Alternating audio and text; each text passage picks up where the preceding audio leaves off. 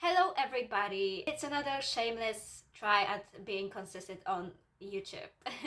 Every time I kind of promise to myself that I'm gonna like upload and be consistent, it gets worse every single time without a doubt. Sometimes remember that I actually have a YouTube channel that has a few videos, and every time I come back I try to make this time count, basically the word of the day. Every time I come back I basically try to like make this time count for myself and for like maybe viewers if I happen to have those. I try to talk about things that I'm passionate about. Like the last time I've been here, I've talked about book recommendations on TikTok, and like a few months ago, yes, it's not weeks, I've talked about Taylor Swift and Evermore. It's also books and TV shows, and like the main TV show that got me into like English and also like fandoms and stuff. That's the first fandom like for a TV show that I've joined, was like Pretty Little Liars, and every person in like their 20s is basically aware of Pretty Little Liars because it's been so a part of our lives. Even like international fans and stuff, you can't say that you don't know this show. Basically, even if you didn't like really like it and watch it, you still are aware of its existence. Like I grew up on this show. Basically, I've started to watch it when I was 12, and I like kind of didn't have any idea how to speak English and stuff, and this show like really helped me. Pretty Little Liars as an influence was like not that great looking back on it, but I guess I lived, I somehow am a functioning person nearly 10 years later, which is fucking wow. I was actually the person that loved Pretty Little Liars for like the relationships and stuff, but it's crazy to look back on things that you found cool as a child and a teenager, basically, to like kind of change, and you see them as not the most interesting things and borderline problematic even. And PLL and their relationships were a kind of a part of that, because I loved Spencer and Toby. I loved Arya and Ezra, which I'm gonna talk about in a minute. I loved Pretty Little Liars for mainly their like ships and stuff, and now I don't think they were anything special. I think they were problematic at least. And I'm not trying to be mean. I still love Pretty Little Liars. Still my favorite show of all time. It's just after 7th season, I'm feeling petty even 4 years later. So here we are. Let's start. Pretty Little Liars was weird. It had a format that many shows tried to recreate later and like somehow failed. But Pretty Little Liars was also really promoted by fans that were making theories, that were assuming A to be basically every character that there was.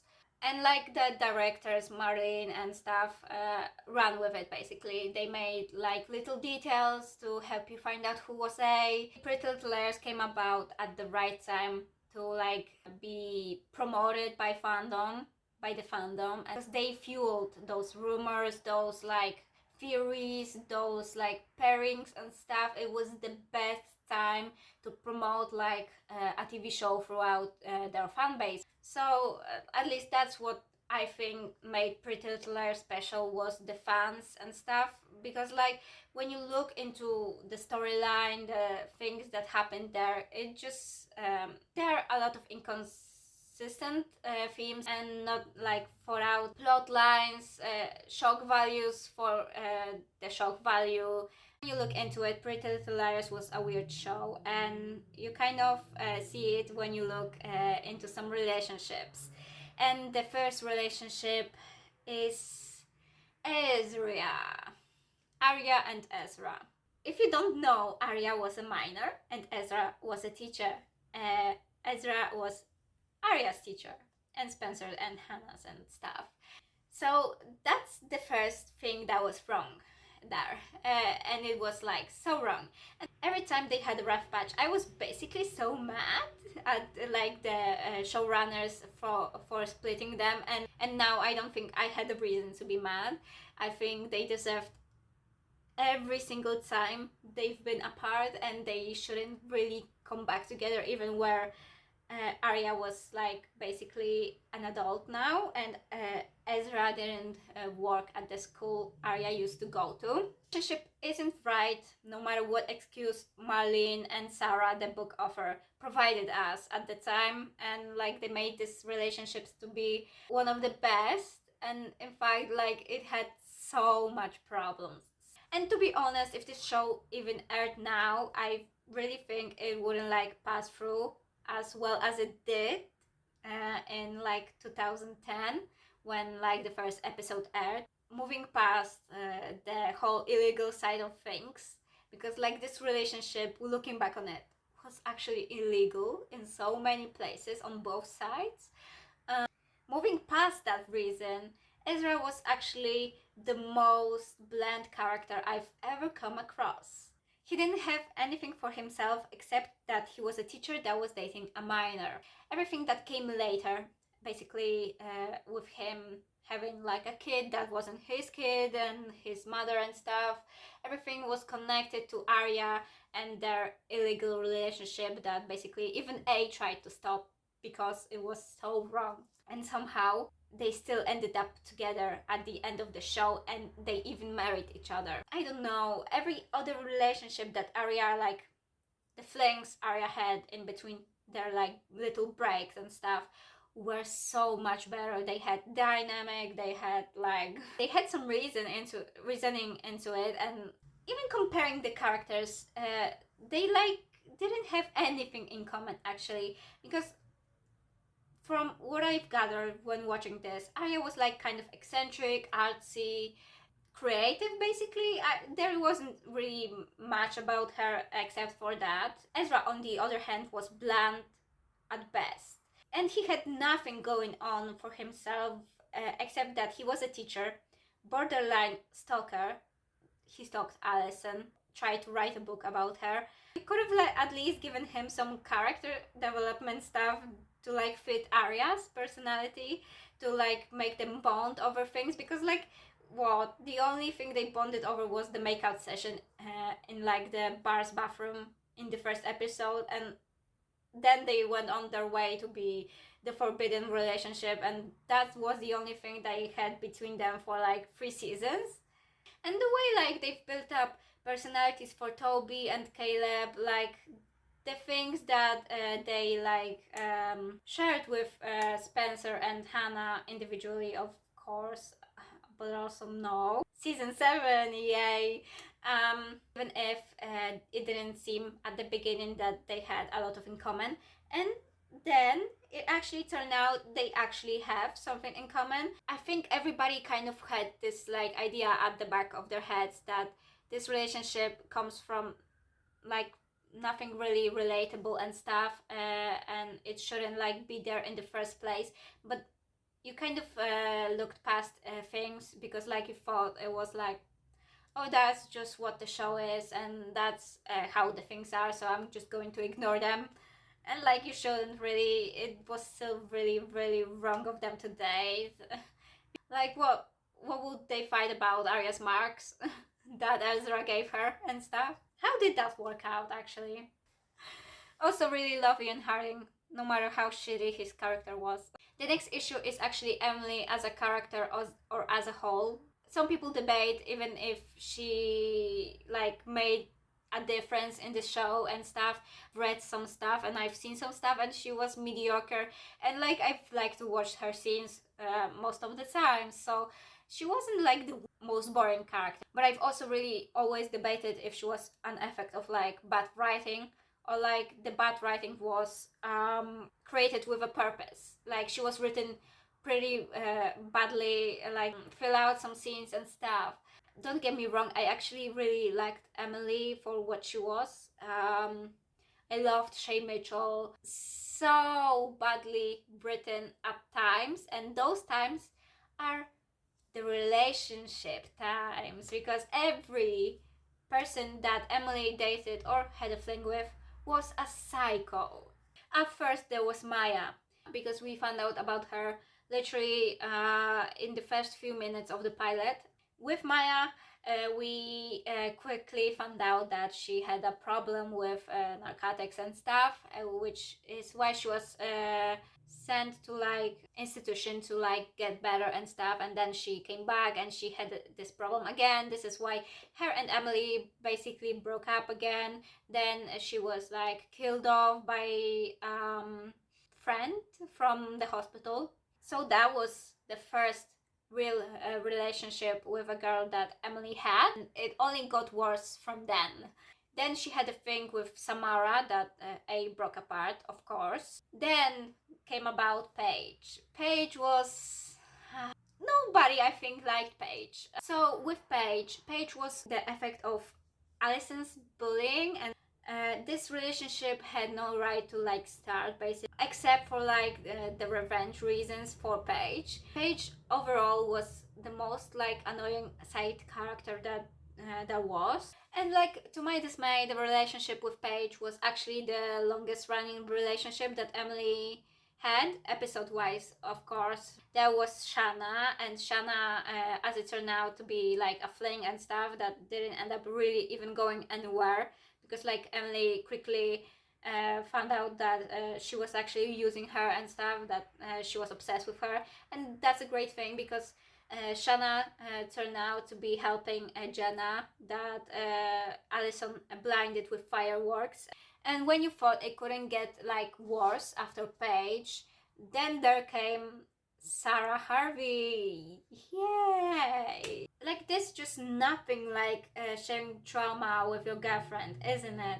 Not many couples can say they've been like locked up together in a dollhouse by a crazy psycho. And there was this like Shower Harvey meme that just really summed up her whole personality really well, because she had no personality. Actually spent most of the season setting up who Sarah was supposed to be, and we ended up with this Shower Harvey, no personality, robotic bitch that turned out to be a psycho. Because then you'd think Emily would date someone with a more neutral background, who basically she had no relation to, and that wasn't the case, because then obviously endgame for Emily was Emerson, Allison, and Emily. The beloved ship of PLL, the most anticipated ship at that time. I believe it had no place to exist to begin with, and like it happened because the writers ended up giving us whatever we wanted actually at the end. And it makes no absolute sense to me, because they've based Emily's character and her whole personality on the fact that she basically was the closest emotionally to Allison, so close in fact that people thought she had like one-sided crush. And exactly, it was just a one-sided crush, because for Allison there wasn't a crush, there wasn't romantic feelings, there wasn't anything except for like the manipulation to keep Emily close. She did everything to keep them together, to manipulate them into staying friends, into like being this group of best friends that basically just run on secrets and stuff. And she just like really manipulated Emily into being with her, playing on her feelings that I think she really knew that were not just platonic feelings, just it had no grounds to exist as a relationship for both of the sides. Like, they claimed Allison changed so much, but if I changed so much from this person that Allison was, I wouldn't like come close to Emily, because I would be so ashamed of the shit that I've put my friends through before I disappeared. It took like basically a season for like the whole bunch of them to basically forgive Allison for everything she's done. Everything. Nobody around Emily, except for maybe Arya, Spencer, and Hannah, was even remotely normal, because like everything Emily did was connected to Allison, and It even started with Maya, because she lived at Allison's house, and then the body of Allison was discovered there, supposed body, of course. And at the end there was Allison, which somehow turned out to be the victim. The chain of events that she did before her disappearance didn't happen, we probably wouldn't have any A. But as we all know from season 6B and 7, that apparently all roads lead to Allison. And guess what? The relationship with her didn't work out either, because Allison then fucked off to teach whatever she was supposed to teach in The Perfectionist. I don't really fucking remember. It was awful. And she left Emily with 2 of Allison's children. The end. So Emison, yeah, what a pairing indeed. And lastly, which I've touched on barely a few seconds earlier, is season 6B and 7, which is the time jump. There was a 5-year skip forward in the action, and all of them are basically living their lives. For the first time, they have like basically stable relationships that they've made on their own, except for Emily, of course, because Emily is always supposed to be with Allison, and that's her only purpose. All of them have their own relationships, and then Ali, of course, ends up needing them. Yay! Obviously, they come back, and obviously, thanks to Allison, every single relationship they've ended up having fell apart.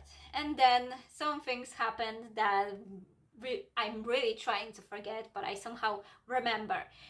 Then there was Arya leaving Liam, which I really liked Liam's character, and like kind of for like the short period of time that I've seen them, I've kind of wanted them to be together. Then Arya tried to be with Jason, which was wow, mind-blowing and also awful at the same time. And then Hannah broke up with her fiance to be with Caleb, who just broke up with Spencer.